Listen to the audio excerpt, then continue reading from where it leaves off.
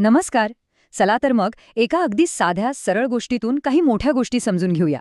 जसं की मोह, अपराधीपणा आणि सगळ्यात महत्वाचं प्रामाणिकपणा म्हणजे नक्की काय. चला, आपण एका प्रश्नापासून सुरुवात करूया. हा प्रश्नच आपल्या आजच्या कथेचा आत्मा आहे. विचार करा, एखादी चूक लपवण्याची संधी मिळाली तर काय करायचं? अशी वेळ आपल्यापैकी कुणावरही येऊ शकते नाही का?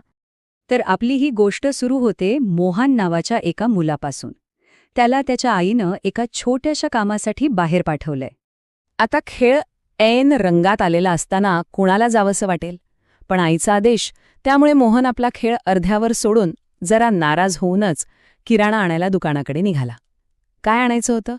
तर डाळ, तांदूळ आणि साखर. दुकानात पोहोचतो, सामान घेतो, पैसे देतो आणि उरलेले पैसे ते त्याने खिशात कोंबले. पण घरी परतल्यावर जेव्हा हिशोब मांडला जातो तेव्हा एक गोष्ट लक्षात येते, एक मोठी चूक. आणि ही चूक काय होती? तर ही 50 रुपयांची नोट. आता गंमत बघा, ही एक साधी 50ची नोट त्याच्या मनात एका मोठ्या वादळाचं कारण ठरते. त्याचं लक्ष आईकडे जातं. ती तिच्या कामात होती आणि त्याच क्षणी मोहन एक निर्णय घेतो. थरथरत्या हातांनी त्याने ती 50ची नोट आपल्या पॅन्टच्या खिशात ठेवून दिली, लपवून टाकली. हो, आता ती नोट खिशात गेली. पण पुढे काय? बघूया. हे एक छोटंसं गुपित मोहनच्या मनावर किती मोठं ओझं बनून बसतं. आणि त्या अपराधीपणाचा परिणाम लगेचच दिसू लागतो. मित्रांसोबत खेळायला गेल्यावर त्याचं मन काही खेळात लागेना, आणि घरी आल्यावर तर घास गिळणंही मुश्किल झालं होतं. सगळं बेचव लागत होतं. आणि त्याच वेळी आई सहज बोलून जाते, "अरे, मगाशी दुकानातला माणूस येऊन गेला घरी." बस, एवढं ऐकताच मोहनच्या काळजाचा ठोका चुकला. छातीत धडधड, पाय लटपटायला लागले. त्याच्या मनात एकच विचार, संपलं, आता आपलं गुपित उघडं पडणार.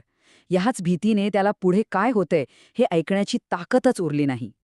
पण झाले मात्र वेगळंच. दुकानदार पैशांसाठी नाही तर सामानाच्या गडबडीमुळे आला होता. त्याने चुकून त्यांच्या तांदळाऐवजी दुसऱ्या कुणाची तरी डाळ दिली होती. म्हणजे विषय पैशांचा नव्हताच.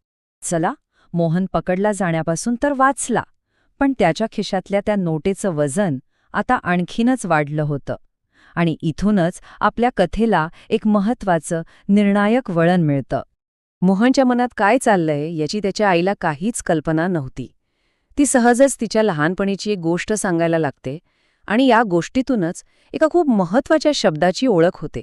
तो शब्द म्हणजे स्वाभिमान. ही गोष्ट तिच्या लहानपणीची होती. एकदा तिचा ड्रेस फाटला होता. तेव्हा एका मैत्रिणीच्या